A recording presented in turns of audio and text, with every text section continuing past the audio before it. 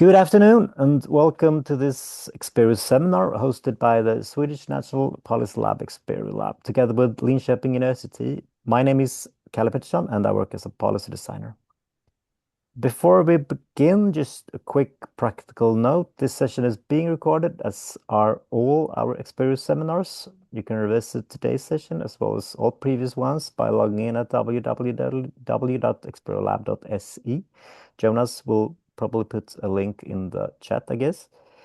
I would also take time to a little moment to highlight our monthly Experio newsletters. If you subscribe at www.experiolab.se/newsletter, you'll receive updates on upcoming seminars and other activities within the Experio Lab community.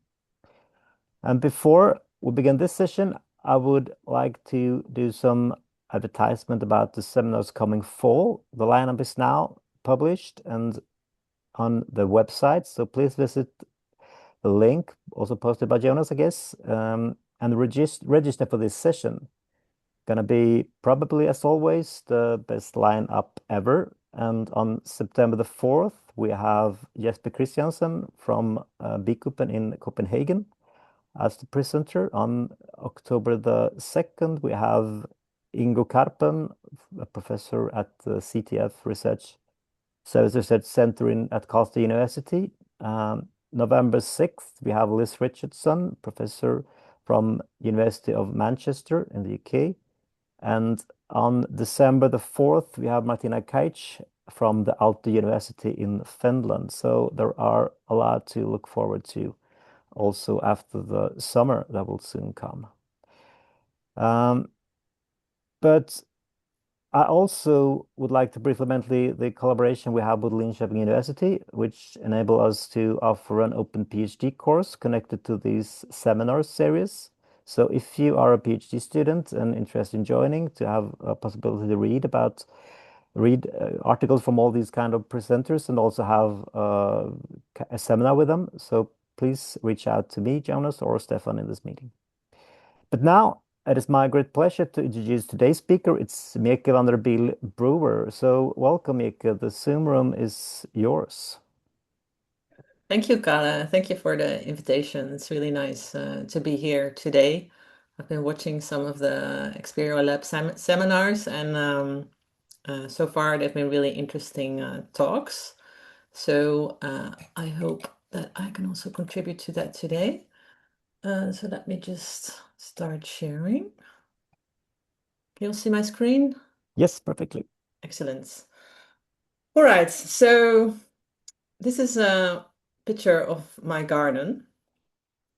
And over the past years, I've been reading a lot about complexity and complexity science. And complexity in this case is not so much about something being difficult, but really about the nature of all kinds of phenomena we see in the world. And I've come to learn that my garden is complex. And I'll tell you a little bit more about that later in my presentation today.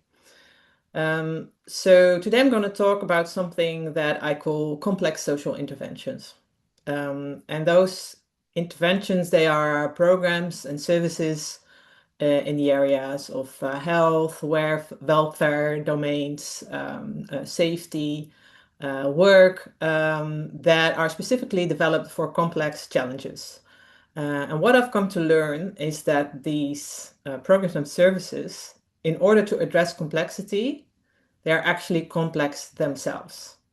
They are based on a fundamentally different logic compared to the more conventional programs and services we see in this space. And to understand that kind of logic also requires a different way of looking at phenomena in the world. So basically, it requires a different worldview. So today I'm going to talk about what that means. What is a worldview? How does it impact what we design? And what can we then learn from interventions that work in these more complex ways? So to introduce this topic, designing to connect the power of complex social interventions, there's two stories I would like to share. And the first story is about mental health and well-being. So my interest in worldviews has grown over the past decade or so. And there's one particular experience that had a profound impact on how my own thinking and worldview has started to shift. In 2017, I was working in Sydney, in Australia, for the Design Innovation Research Centre with Professor Kees Dorst. And I was working with some colleagues on a project about mental health and well-being. And this is a topic that quite often comes back in my work, and it has its origin in my own experience with poor mental health. So around 2010, I was finishing my PhD, and I was going through a particularly tough time in my life. My husband and I had been trying to have children through fertility treatment for 3 years, which was unfortunately unsuccessful. And I was feeling very sad, but also very low in energy, and I didn't really know what to do. And my doctor then sent me to a very good psychologist. I had not been to a psychologist before, but she really helped me. She helped me to understand that what I was going through was grief. She taught me how to look after myself, and she helped me reflect on what I wanted to do with my life. Now, my life did not turn out the way I expected or hoped. And after maybe 1 or 2 years, I slowly started to feel better, and I realized that if I could not have a family, I needed to look for something else that could give meaning to my life. And one of those areas turned out to be the domain of designing for societal challenges, and particularly the domain of mental health and well-being. So one of the projects that we did at this Design Innovation Research Centre in Sydney was for an organization called the New South Wales Mental Health Commission. They had asked us to design a framework that could help organizations in the state of New South Wales to improve the well-being of people that were relevant to their organization. For example, organizations like municipalities, companies, schools, they were supposed to be given this framework that could then help them promote the well-being of citizens, employees, or students. And to create that framework, this mental health commission, they wanted to apply a design approach. So we researched the topic, we interviewed people from different organizations, we created kind of like a prototype framework that you can see here in this image. And then the next step was to test that prototype with different stakeholder groups. Now, when you do a project like this in Australia, you always have to involve First Nations people's perspective. So one day we had invited 3 people from different First Nations organizations and communities into our office to discuss this framework or this prototype. And I remember being a little bit nervous because they had not really been involved in the project up to that point. And I presented the framework to them and I asked them if that framework could work for their communities. And then they were very kind, but they said, no. They said, this is not really how we look at health and well-being. So your framework is really based on this Western view on health and well-being, and that's not how Indigenous people see it. So, for example, they talked about the interrelatedness of humans and nature, and consequently the importance of connecting to nature for our well-being. And then they explained that they do not see well-being as something that belongs to an individual person, but something that is a characteristic of a family or a community. So if a person is unwell, the family and the community is unwell, and consequently, you would also address it from this more collective perspective. And this really started to shift my thinking because I was thinking of my own experiences. When I was unwell, I was sent as an individual person to a psychologist. But of course, this whole situation did not just affect me, but also the people around me, my family, my friends, most importantly, my husband. So what would happen is I would go to a psychologist, then I would come home. I have to tell my husband what I had discussed with the psychologist.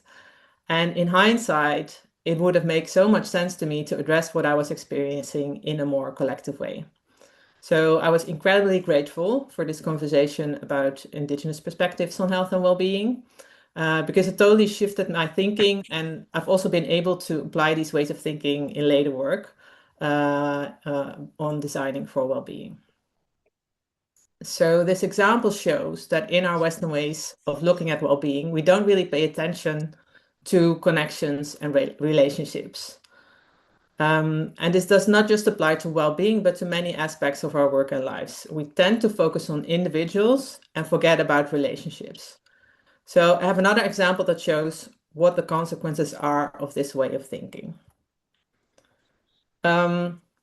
And this is an example from a TV show which was called Heston's Missions Impossible, which ran in 2011 in the UK. And in this series, TV show, Heston Blumenthal, famous chef, he would go to organizations and he would solve a food challenge that that organization was facing. And in this case, he went to a children's hospital, Alderhay Hospital in Liverpool. And the challenge that this hospital was facing was that the children in the hospital didn't want to eat the food because they thought it was bland and disgusting and they just didn't like it. And that's a problem because when children are recovering, they need to eat. So for Heston, this was not such a difficult challenge because he thought, oh, we just need to, make this more fun and use all their senses and experiences. So he would design things like vegetables, but then they were like in the shape of a lolly. And then he would test this with the children, and the children they really liked it. So he developed his whole menu. And then he thought, well, I've got it solved. But he forgot that he then had to go to the chefs in the hospital and to the managers, and he needed to convince them that this was really what the children needed. And I'll show you a little video of the responses of the chefs and the manager. Heston's discoveries have left the staff feeling defensive. We only get told what to do. We take the orders from other people. We just don't come in like Heston does, with his restaurants. He gives the order to Heston. We're only, we're only there. There's no quick fix on this. He'll never come in here and just create this one lovely meal and everything will change. It just won't happen. Never happened in a million years. Okay, so the chefs and the manager, this is the manager, they're not excited at all about Heston's ideas. They see all kinds of health and safety issues and financial issues. And they really don't see why you would have to, focus on these multiple senses, for example. So Heston's thinking, how can I convince this manager, but particularly these chefs, that this is actually important? So he thinks, well, I'll get them excited by getting them to experience themselves what it's like to use multiple senses. So he takes this dish from his famous restaurant, the Fat Duck. It's a dish, I think it's called like Sounds of the Sea. So there's like this super fancy dish with fish roe and caviar and miso and I don't know what else is on the plate. But it comes with a shell or a speaker in the shape of a shell. And you hear the sound of the sea while you are eating. So he takes that dish to the hospital and he asks the chefs to taste and to listen and to reflect on how they feel. But the chefs, they're like, really, they don't get it at all. They're like, no. This is what is Heston thinking? We could never do this in the hospital. And then the next thing happens. What's the answer is? As it right? Really bad. But I wanted to kind of put a brave face on that is, lumped. My first plan was let's get them excited first. Well, I failed. Misery failed on that one. With the cooks reluctant to get inspired, Heston thinks a trip to the ward might turn them. He wants the cooks to see for themselves how fun and imagination can get kids excited about food.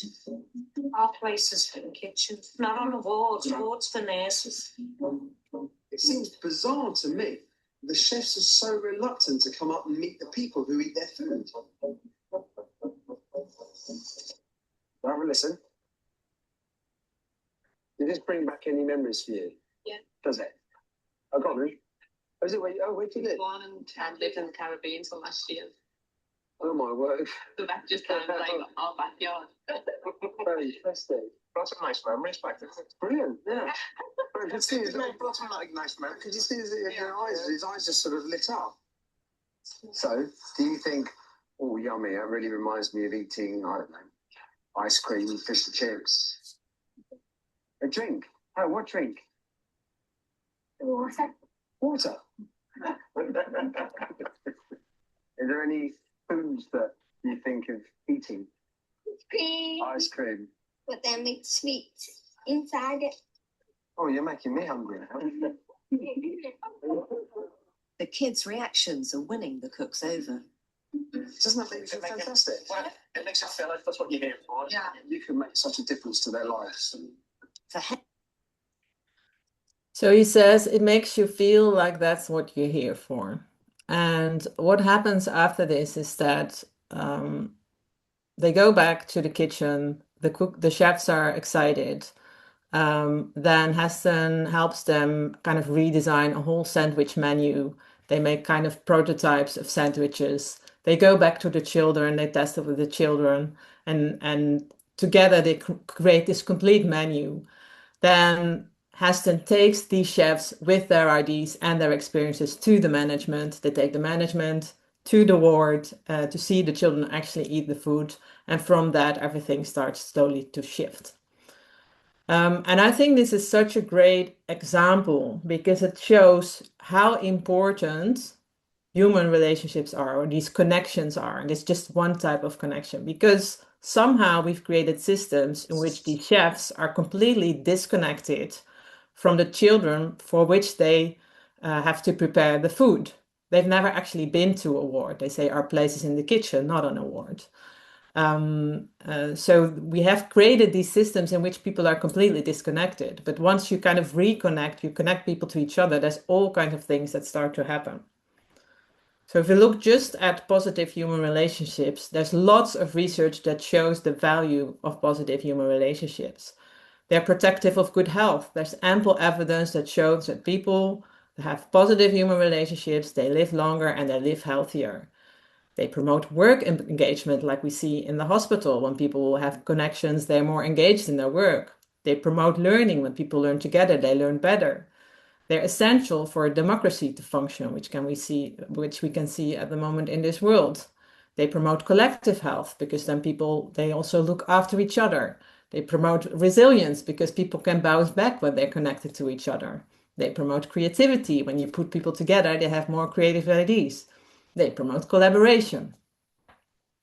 And all these things, we know that, this is not new. It's almost like straightforward. So if we know that human relationships are so important, then why do we live in such a disconnected world? It's quite strange, right? We see individualization. We're very focused on individuals. People are more and more separated. We see this fragmentation of services. We see fragmentation of work. Late Donella Meadows had this great quote about it. She said, "The world is a complex, interconnected, finite, ecological, social, psychological, economic system, but we treat it as if it were not, as if it were divisible, separable, simple, and infinite. Our persistent, intractable global problems arise directly from this mismatch." So what she shows in this quote is that we treat the world in a way that it is not. We look at the world in a very different way compared to what the nature of the world is, and this is connected to the concept of the worldview. So I'd like to zoom in a little bit on what that means. What does it mean? What does a worldview mean? So worldviews are the big stories through which humans make sense of their experience and world. Everyone has a worldview. Everyone has a slightly different worldviews, but some worldviews are more dominant in some parts of society than others, in some cultures than others. This is also sometimes called a worldview family.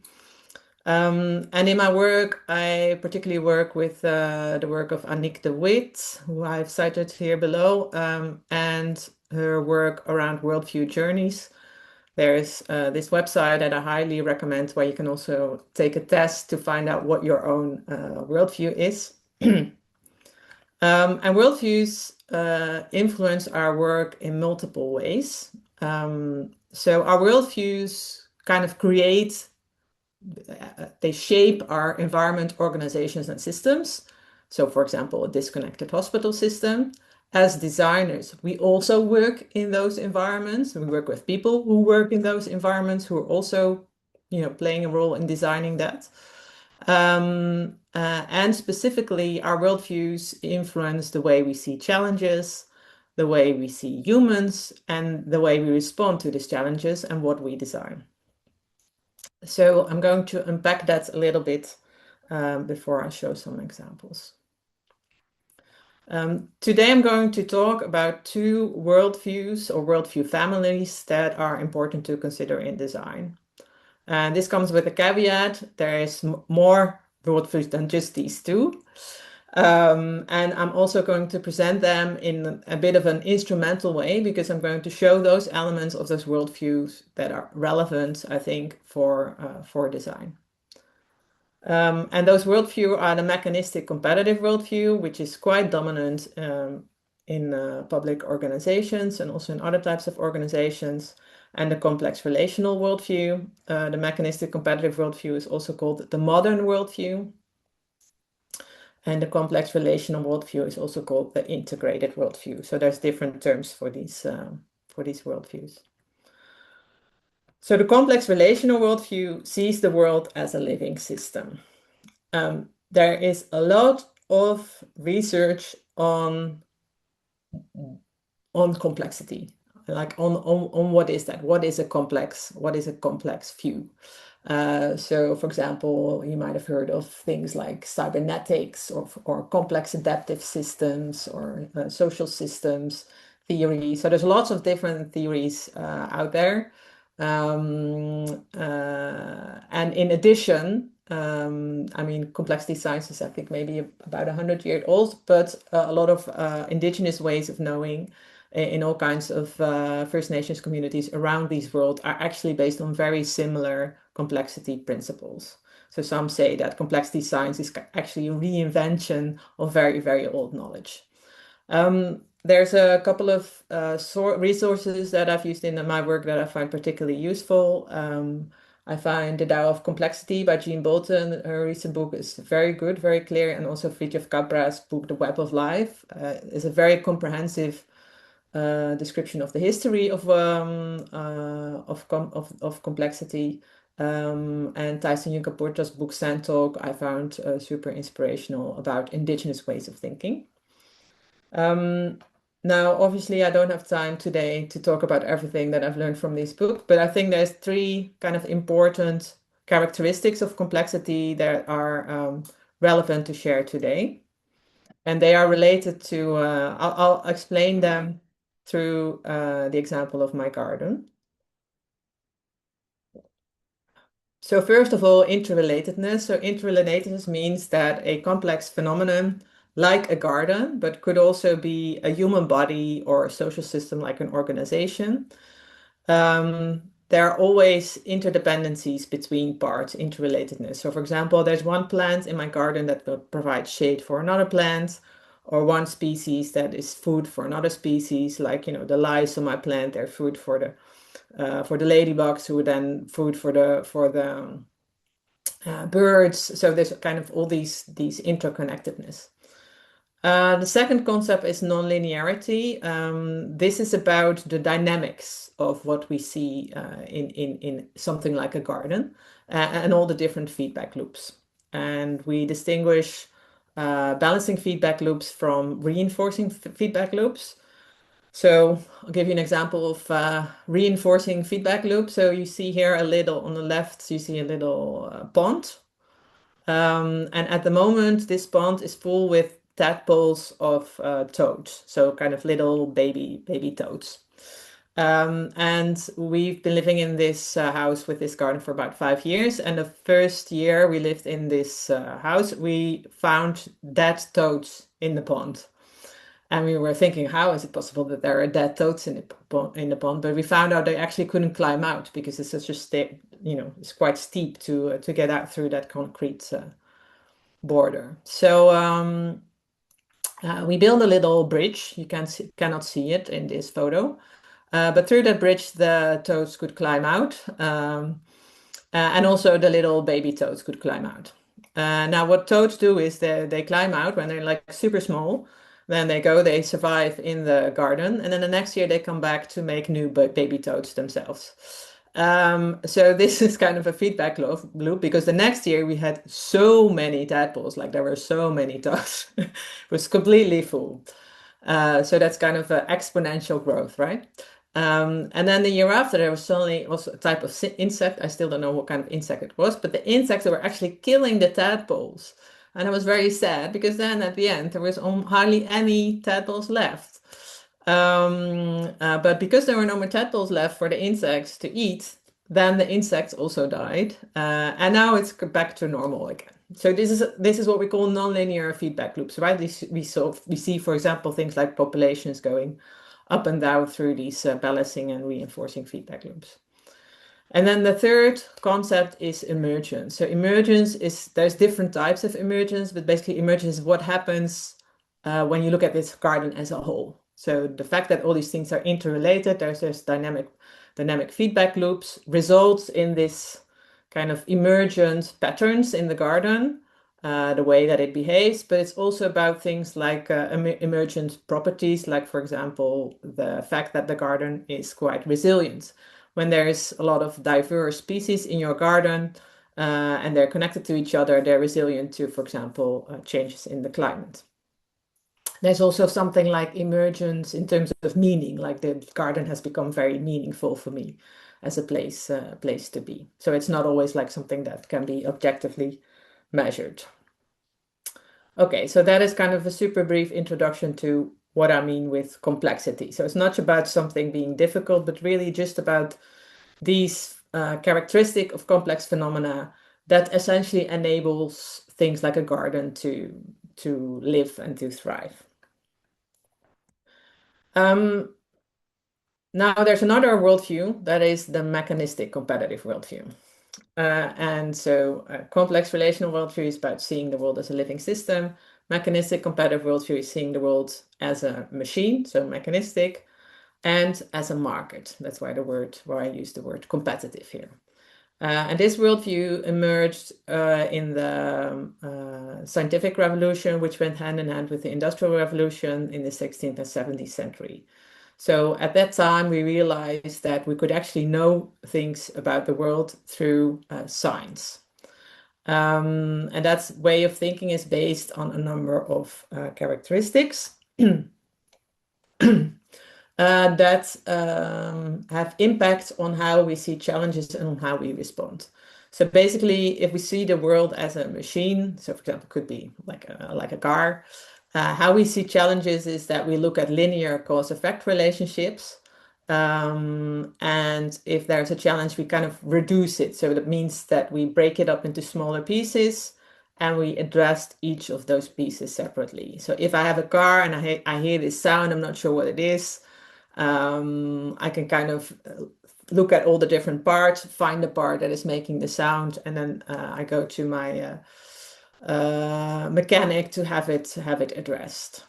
So how we respond when we see the world as a machine is we have like linear short-term solutions. So there's a really linear relationship between this problem and the way it's resolved. There are separate problems. We create separate solutions. What's very important when we have a mechanistic worldview, we're very focused on predicting and controlling. And that's actually possible if you have the right expertise. So if you go to a mechanic shop, there's someone with the right expertise, they will almost be able to predict what the good solution is straight away. And this is actually quite a useful view in many cases when you are facing what Snowden and Boone call a complicated challenge. So complicated challenge is a challenge where you can predict what a good solution is. Now, if you apply this mechanistic thinking to complexity, what you would do first is you would standardize.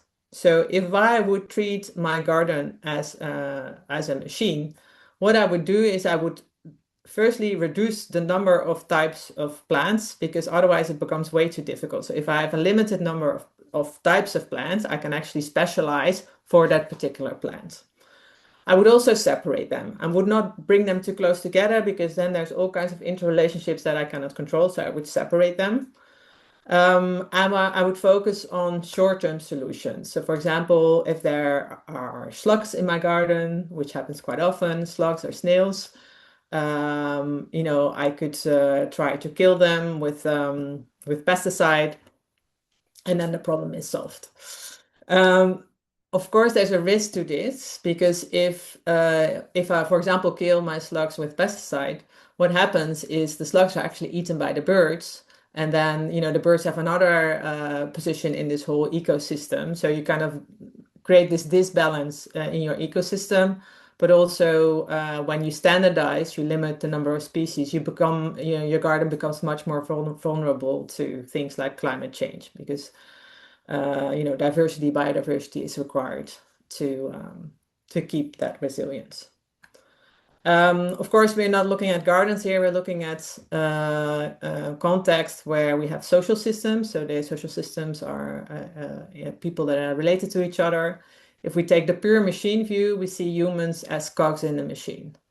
And how we see challenges is that if there's a challenge, we kind of blame the individual. So for example, if we look at a sports team and the sports team is not performing well, we just look at, okay, who's the player who's not performing? Then we blame and shame them, or we focus on improving like an individual capability. So we try to find out, okay, what is exactly the problem here? Who's the problem? Which part of this person is the problem? And then we address that.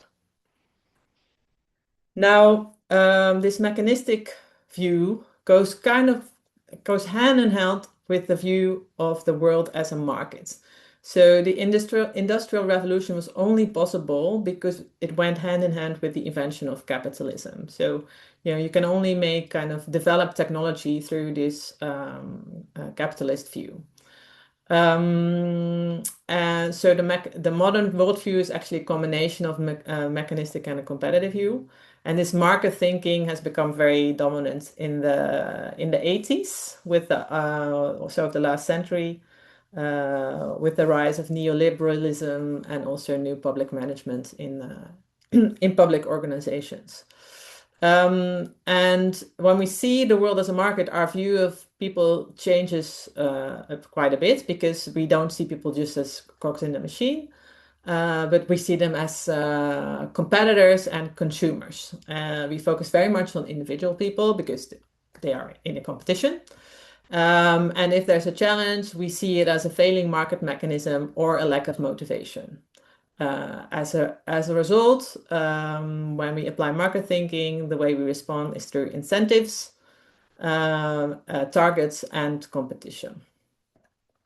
So what that looks like in social systems and organizations, this is this one example from the last university where I worked. I don't know if this is still there, but when you would walk into this building, on the left side there was a wall. And on the wall, there were the names of the full professors who worked in the building at the time of the 40th anniversary of this faculty. And this is an illustration of what this individual hierarchical view looks like in a social in an organization. So in the university, there is also very much focused on the individual. And you could ask yourself, when you enter that building, who else is working here? Who are all the other people? Is this just about the full professors? But also, how are they related to each other? And why would you even put names of people on a wall? So, and why is that risky? Because a lot of people would say, well, we also just respect these people. I think there's nothing wrong with respect. But it also does something else, and that is that, again, it kind of distracts us from the importance of human relationships. So when everyone's in a competition, then it's really hard to maintain those relationships. So the risk of applying this mechanistic view to organizations is the loss of positive properties of human relationship, the unused potential of human agency and learning. I'll get back to that later. and also a disconnect from purpose and meaning. So that goes back to the example in the hospital with Heston Blumenthal, where the chefs were kind of disconnected from the children. Now, if we would adopt a complex worldview, we would do something quite different.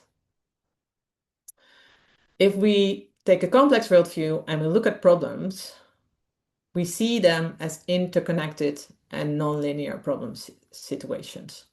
So we don't even talk about problems per se, solving problems, we talk about problem situations. So if I have a problem with slugs in my garden, I have to look at the whole ecosystem, not just at the slugs, and find a way to address that in a more ecological way. How we respond is not through standardization, but through variety. So make sure there's a variety of species in this case. Instead of reducing, looking at the different parts, we have to zoom out and look at the whole, what's happening here. Instead of separation, we need to connect. So we need to put the plants together. And instead of short-term solutions, we need to look at long-term learning cycles. And this is something that I had to learn because when I started gardening, I thought gardening was like design, like you just make a plan, you look up the plants that you like, the foliage, the colors. I was actually looking through books like, oh, this is a nice garden, nice plants. I would buy the plants, I put them in the ground. I would, fertilize them, water them, and then, I kind of expected my garden just to emerge like that. This is not how gardening works. Like everyone who has a garden knows it doesn't work like that, right? You walk into your garden, you put your plants in the soil, and then, some plants come up, some don't. Some days you go into your garden, it's super nice plants. Next day you come, it's been eaten by slugs. Someday you walk into your garden and suddenly a plant you don't even know where it's coming from because you didn't remember sowing it. So plant gardening is really about learning. You do something, you pay close attention, then you do something else. So that's what I mean with long-term learning cycles. You're constantly interacting with this garden. So it's quite different from short-term solutions. You're really engaging with it long term. Again, we're not looking at gardens, we're looking at social systems. So if we, in a complex relational view, we don't just look at humans as cogs in a machine or as competitors, but we see them as whole and social beings with agency. I won't go into detail in that today, but just wrote an article about that with Jenny Winhall for the DRS conference. And what we would do is we'd focus on human relationship and how that is connected to learning, agency, and meaning. So I was talking about these chefs and how they were connected to the children, but because they were connected to the children and they were also given agency then to create their own meals, they were given that agency and they could then go back with those meals to the children. They learned about what worked and what didn't work. And that also made their work more meaningful. Like they were saying, this makes you realize that this is what you're here for. Just so again, meaning is very important. So what does this mean for design? Because today we're talking about design. So very briefly, what do I mean with design? So design is the creation of a novel thing with certain qualities and working principles with intention to generate a desired effect. So a thing could be anything from kind of a teacher kind of shaping their classroom. Audun Formerhay was talking about people that were creating a script with a client. That's also a form of design. It could be a building, could be a user interface, could be a car, could be service materials, right? Could be anything. But the designer you design this with a certain intention in mind. You want it to have certain qualities, and you also think about how it works. Now that's enabled by a range of different methods and practices. And there's a number of core cognitive practices, so the way you think as a designer, and it's a bit technical, but this involves synthesis, problem framing, and the design rationale. And I wanted to highlight this idea of the design rationale here because it's important to understand this idea of how you can work with complexity in design. So design reasoning, when designers are reasoning through their design process, whatever way they do that, whatever expertise they have, they always build up a design rationale. So design rationale is basically this idea that you design something, the what, and you assume that it will lead to certain value or certain outcome based on a certain working principle. And if we're looking at embedding complexity in design, this idea of designing to connect, it's basically about this. So it's about using this complex relational worldview to design working principles for complex context. And I call this a complex social intervention. So I've been studying for a number of years these programs and services that have positive outcomes for people and society in a complex context. I've basically kind of pulled apart, like, how do they work? Like, what is the reasoning behind this program or service? And I found that what they've been doing is very much in line with this idea of a complex relational worldview. Nora Bateson says it takes complexity to meet complexity. And for me, that kind of covers it quite well. And I'll come with an example soon, shortly, don't worry. Just for an overview, so I've compared these complex social interventions to what I call conventional interventions, that are the type of interventions, program services we see very often in these domains. And I compare them to each other. This is very black and white, and in reality, it's not so black and white. So just put it here like that for clarity. But I've also seen many types of interventions that kind of combine the two for good reasons. So, but generally, we could say conventional interventions are focused on individual, while these complex social interventions, they focus on connecting people. Conventional interventions focus on separate solutions for separate problems, whilst these complex social interventions, they focus on holistic and meaningful interventions. The conventional interventions, they focus on eliminating a single cause, short term, whilst these complex social interventions, they have this built-in capacity for learning. And conventional interventions tend to focus on shortcomings of people, whilst these complex social interventions, they focus very much on agency.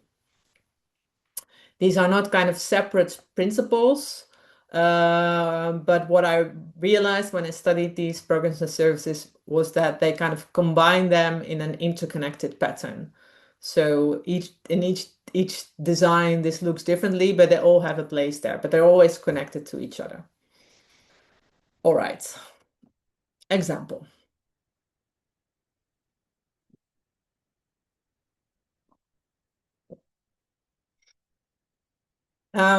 So this is an example from Melbourne, Australia.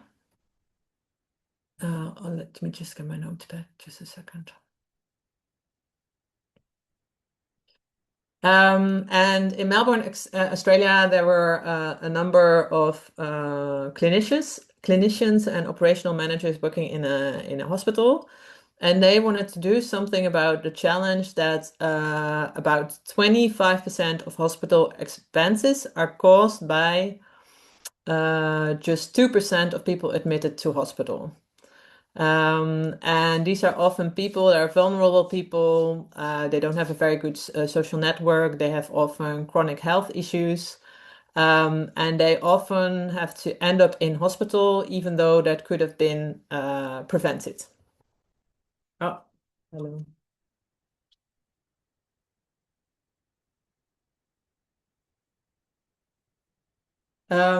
So generally in health and well-being, what we see is that a number of things.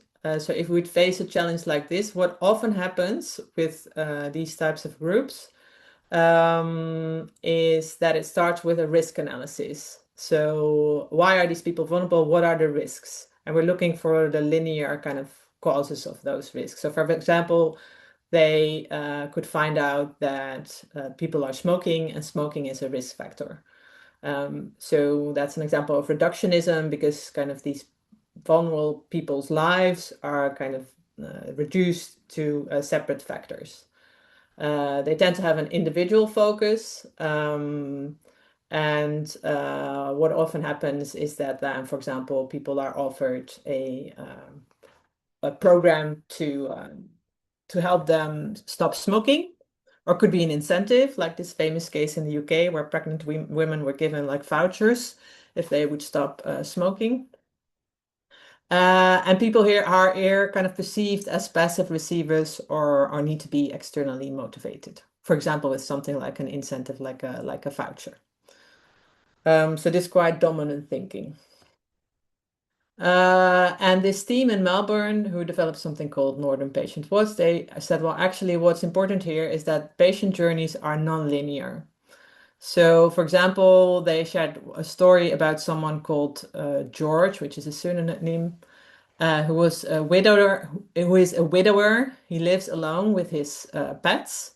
And then in a heat wave, he fell ill. He didn't want to go to a doctor because he didn't want to leave his pets alone. He didn't have air conditioning, and normally he would have ended up in hospital.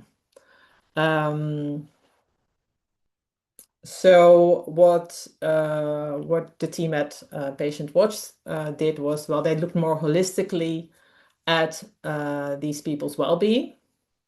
They realized it's not just about their chronic health issue or the risk factors, but actually, it's much more about these people's social life, their financial circumstances, their living circumstances, and we need to address all of that. So how did they do that? So basically, Northern Patient Watch is a service which consists of a number of elements. The first is a so-called telenavigator role. A telenavigator is a person who phones the patient typically every week, and asks this person, how are you? How is your health? How are your pets? How is your family? How's your financial situation? So basically a very holistic perspective on the person's well-being. And then there's a health coach. If the telenavigator kind of senses like, oh, something is off here, then the health coach comes into play. The health coach is actually a clinician who has access to something called strategic micro investments. So that's basically a little bit of money that they can use to address whatever issue that person is facing. So for example, if we think back of George, who was in his house with his pets in the heat wave and he was not feeling well and his aircon wouldn't work, what they would do is the health coach would send someone to make sure that he was hydrated, but also someone to repair his air conditioning. And this service also includes the so-called patient journey record system. That's actually a digital system in which they monitor and keep track of all the data that the telenavigator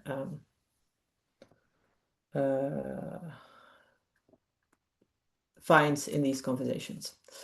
So then if you look at these different working principles, we start with the human relationship. So because this telenavigator phones this patient every week, they build this trusted relationship.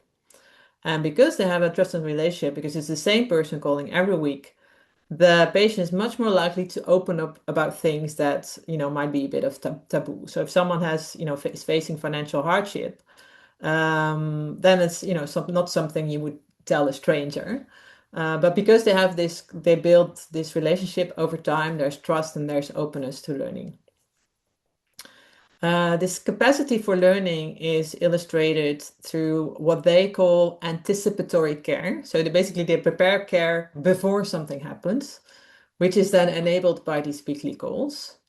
And because there's this trust relationship and long-term relationship, the telenavigator and also the health coach, they become this historian of the health situation because they talk so often. They actually know a lot about this person, and then this story is something that they can also offer to whoever else is involved in care. And in this case, the capacity for learning is also supported by technology. It's a holistic perspective on well-being.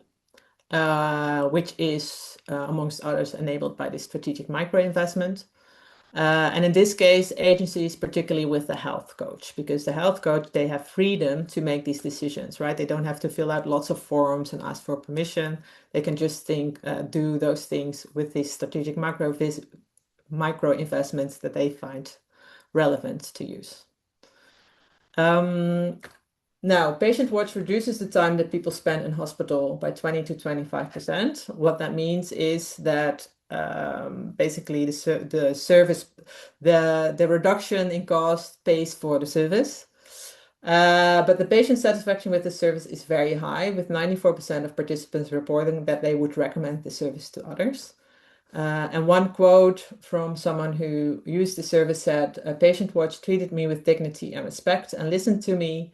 Patient Watch opened doors that I never knew existed. Patient Watch lifted me when down. This is the best service for long-term illness people I have seen. Patient Watch gave me back the one thing I thought I had lost, hope.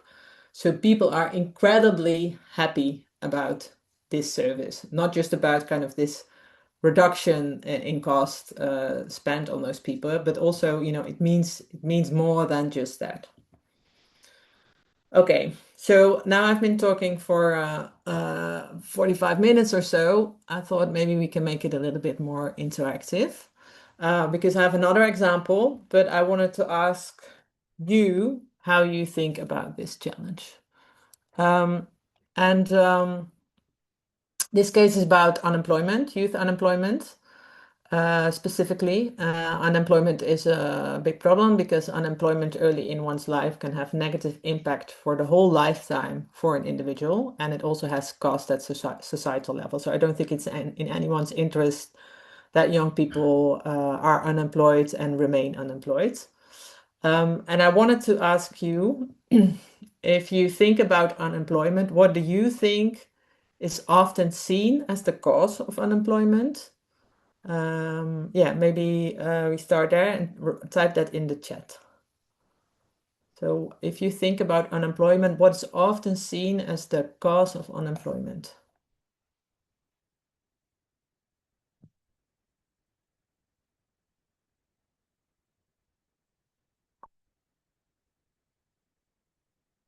I cannot see the chat. How can I see the chat? See, oh, yeah.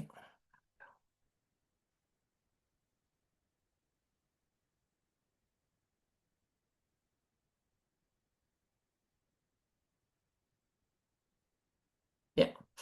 So there's two sides, right? There's the market side, and then there's the unemployment side. So not having the right skills, being lazy, mental health, competitive market. Yeah, okay. So this is about dominant way of thinking about unemployment. It's not necessarily about your way of thinking about unemployment. And if we think about unemployed youth, how are they seen? Like, how are they typically seen?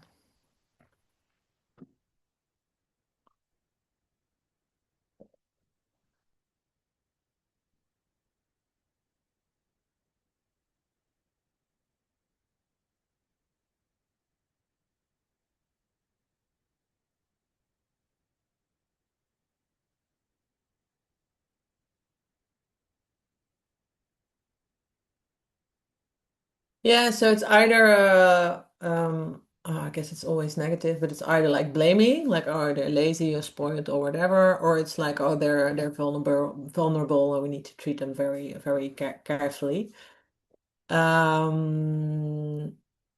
Yeah, great. What are then, if we think this is the cause, and if we look at unemployed youth in this way, what are then conventional interventions or solutions for unemployment?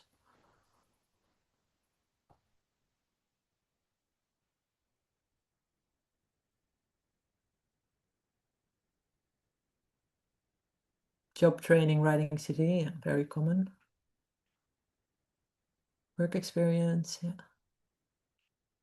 Yeah, company side, economical incentives, yeah. can be seen as an opportunity, right? It's not what we often see. Yeah. Okay. So yeah, this is basically I think almost everything that's been written comes back in the way I visualize it. So it's quite linear, reductionist, and individual. So let me explain what that means. So if there's an unemployed person, we look for the linear cause. So either the person is not motivated and or they have a lack of skill. And so this is also what we do is we kind of break it up into that. So then we need to do something about motivation and we need to do something about skill. And then we offer separate skill development modules like writing a CV or preparing for a job interview. And we give them incentives and sanctions. So if you don't participate, then you won't get your allowance. Then they apply for jobs. Then there's all kind of incentives for the employers to hire unemployed. Then the young person accepts the offer, and then the success measure is accepted job offer. So in career development, this is called an activation program.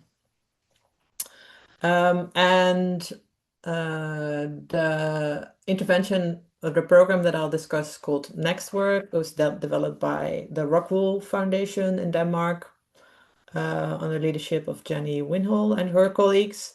And they started to research unemployed youth and their experience. And youth found this fragmented learning experience, so these separate skill development modules, for them it was not meaningful. If you've been unemployed for a long term, what do you write on a CV, right? So it's for them it was very difficult to connect the dots. The focus was on accepting a job, but the real problem was sustaining the job, because actually youth could get jobs, they just didn't manage to keep the jobs. And because they lost their jobs, they then became very insecure. So then it becomes kind of like a vicious cycle. It ignores the importance of social networks. Someone mentioned social capital. So everyone knows in order to get a job or to shape your career, you need a social network. That's where often jobs turn up. And very important, it ignores the importance of identity and career development, because those young people, they don't know what they want to be. They know they want to have like a work identity. They want to be a working person, but they don't know what fits their needs. So what's interesting that these activation programs, that evidence shows that the impact of activation policies is limited, especially for the already long-term employed, and can even have negative consequences. And in the Western world, on average, 0.2% of GDP is spent on exactly these kinds of activation programs. So a lot of money is spent on these programs, whilst evidence shows that they don't actually work, or at least not for this group. So what is interesting is that if you really want to address this, you just need to adopt another perspective on this whole challenge. And I call that a complexity perspective. So Next Work is the program developed by Rockwool. Just a little bit of background. So it was developed over the course of 7 years or so, still running. They just did a very large randomized controlled test among hundreds of youths to test if this works. And how it works is as follows. So there's a network of youth. So there are groups of youth. They are connected to a business network through a matching event. So the youth, they meet each other every week, and they each go through internship work experiences offered by this network of local businesses. So they can try different things. And every week they come together and they reflect together on how that is going.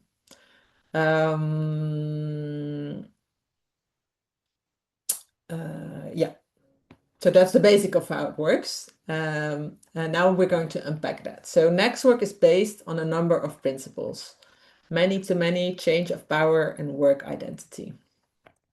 And work identity is really key here, because I just mentioned that these unemployed youth, they don't have this work identity yet. They don't know who they want to be. How do they find that out? You cannot, if you just give a test to someone, then that doesn't necessarily mean that they understand uh, what their work identity is. You only learn about your work identity through actually working. So you need to work, and then through working, you find out, is this something for me or not? So there's kind of this feedback loop, because your work identity supports the job you select, but your work experiences shapes your identity. So that's why in next work, youth, they have multiple of such work experiences. By trying different things, they find out what fits their needs. So they have multiple meaningful experiences. What's also important is that there is a power shift. So it's not like the businesses choose the youth. No, actually, in this case, the youth choose the businesses, which gives them much more agency, and also, makes them more secure of themselves. So, for example, there is a matching event. The youth and the businesses come together. The businesses are invited by the youth. The youth are supported by municipality staff, but when the businesses enter the space, there's youth that welcomes them. And what's also important is that there's this collective reflection. So youth, they come together to collectively reflect on their work experiences. And social relationships are at the center of everything. So the youth are connected to each other because they reflect together, they learn. And the employers, the businesses, they're also connected in a network. And the design rationale here is that this diversity of experiences is needed to develop work identity. So work identity is a great example of meaningful experience as emergent from this program. There's this collective reflection on experience supports learning. So this is an example of this capacity for learning, and also the importance of human relationships. And youth in this case can make their own decisions. There's a change of power. There has to be a change of power, because if you cannot, you don't have agency to actually select your job, you cannot apply what you learn in what you do. So that's quite common, or quite important. And the outcome here is that they develop their work identity, and that the intended outcome is that they sustain their job or education. What's interesting here is that there's also a meta design. So it's not like the municipality staff is given this program and then execute it. No, actually they're supported to design next work and adapt it to their local context. There's a whole process for that. I won't go into detail there, but the result is fractal, because there's also a power shift to municipality staff, because they can shape their own program. It contributes to the work identity of municipality staff, and also it focuses on the relationships between municipality staff. So I think it's quite interesting how they've shaped not just the program, but also the level above that, to enable the municipality staff to design that program for that context. So what's the impact? So there's now, after 2.5 years, they've seen that young people who participated in Next Work, they earned 12% more than their counterparts. So that's the objective data, but they also indicate that they thrive better, feel less lonely, and experience meaningful work experience. Okay, finally, what does that mean for design? So I've shown 2 types of interventions, this patient wards, this next work, that have fundamentally different logic and different working principles compared to the conventional way we look at this. And it's interesting to reflect on what is designable, I call it, because we can design conditions that enable human relationships. We cannot actually design human relationships, they emerge. We can design a process that promotes capacity for learning, but we cannot design learning. We can design principles that promote human agency, but there's still something that needs to happen for it to emerge. And these conditions, process, principles, they collectively promote holistic and meaningful experiences. And so these things only work if they actually, lead to positive human relationships, agency, learning, and meaning, but we cannot actually design it. So that means that we're designing something that's a little bit, I don't know, wobbly. There are these complex social interventions that evolve and adapt. That means for design, that if you're designing a program like that, you also have to let go of that because it kind of redesigns itself.